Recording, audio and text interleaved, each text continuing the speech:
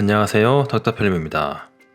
오늘은 갤럭시 스마트폰 카메라의 수동 모드, 즉 프로 동영상 모드를 활용한 영상 촬영법에 대해서 상세하게 알려드릴까 합니다.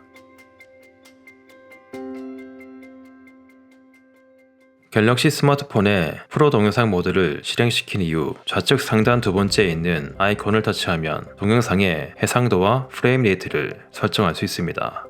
첫 번째로 해상도는 동일한 면적에 들어가 있는 픽셀의 수를 일정한 틀로 규격화시킨 개념입니다.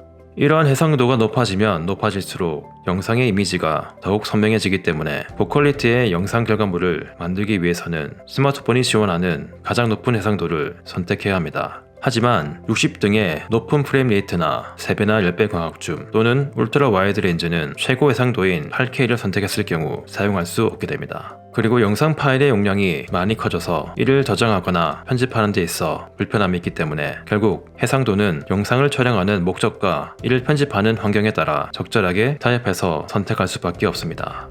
두 번째로 프레임 레이트는 1초당 몇 장의 사진으로 영상을 만드는가에 대한 개념이라고 보시면 됩니다. 이러한 프레임 레이트가 높아지면 영상이 조금 더 부드럽게 느껴집니다.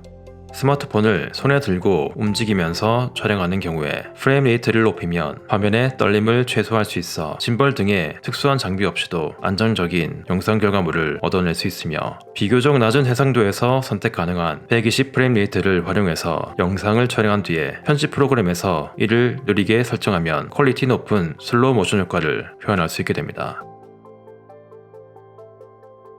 높은 프레임 레이트는 앞서 말씀드린 여러가지 장점을 가지고 있지만 어두운 환경에서는 오히려 독이 될 수 있습니다. 이것은 영상의 노출, 즉 밝기를 결정하는 요소 중 하나인 셔터 스피드가 프레임 레이트에 의해서 좌우되기 때문입니다. 영상을 촬영할 때 셔터 스피드를 프레임 레이트보다 더 느리게 설정할 수 없게 일종의 락이 걸려 있습니다. 60프레임으로 설정했다면 셔터 스피드를 60분의 1초보다 더 느리게 설정할 수 없는데 이를 30프레임으로 낮추면 셔터 스피드를 30분의 1초까지 더 느리게 설정할 수 있습니다. 셔터 스피드는 촬영 시 카메라의 셔터가 열렸다 닫히는 그 시간에 대한 개념으로 이 값을 느리게 조절하면 카메라가 빛을 받아들이는 시간이 늘어나 영상이 더욱 밝아지게 됩니다. 그렇기 때문에 어두운 환경에서는 프레임 레이트를 낮춰서 셔터 스피드를 최대한 느리게 확보하는 방향으로 설정해야 충분히 밝은 영상 결과물을 만들 수 있게 됩니다. 이러한 셔터 스피드는 밝기뿐만 아니라 움직이는 피사체에서 나타나는 잔상, 즉 모션 블러에도 관여를 합니다. 피사체의 움직임에 따른 적절한 잔상이 남도록 셔터 스피드 값을 조절해야 하는데 60프레임이면 120분의 1초 등으로 프레임 레이트에 곱하기 2를 해서 셔터 스피드를 맞춰주면 사람이 실제 눈으로 보는 듯한 자연스러운 모션 블러가 표현되는 일종의 법칙이 있습니다. 빛이 적절하거나 조명을 통해서 광량을 조절할 수 있는 환경에서 이를 활용하면 영화 같은 퀄리티의 영상 결과물을 만들어낼 수 있게 됩니다. 셔터 스피드를 충분히 느리게 설정해도 적절한 노출을 맞출 수 없을 때는 ISO로 영상의 밝기를 조절해야 합니다. ISO는 빛을 받아들이는 감도에 대한 개념으로 이 값을 높이면 영상이 밝아지지만 노이즈가 심해진다는 단점도 가지고 있습니다. 그래서 고퀄리티의 영상 결과물을 위해서는 항상 ISO를 최소화하는 방향으로 촬영 환경이나 빛의 양을 컨트롤해야 합니다.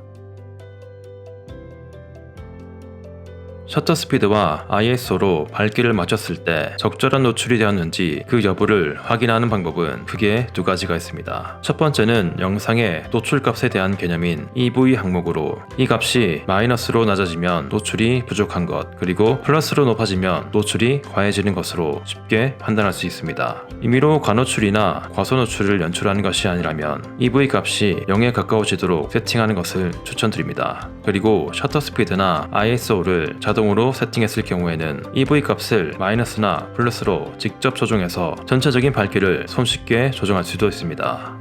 두 번째는 화면의 좌측 상단에 아이콘을 터치하면 나타나는 히스토그램입니다. 그래프의 양이 왼쪽으로 치우치면 화면에 어두운 부분이 많다는 것, 반대로 오른쪽으로 치우치면 화면에 밝은 부분이 많아지는 것을 나타내어 줍니다. 그래서 이러한 히스토그램의 양쪽 끝부분에 그래프의 피크가 치우치지 않도록 설정하면 과노출이나 과소노출 없는 영상 결과물을 만들어낼 수 있게 됩니다.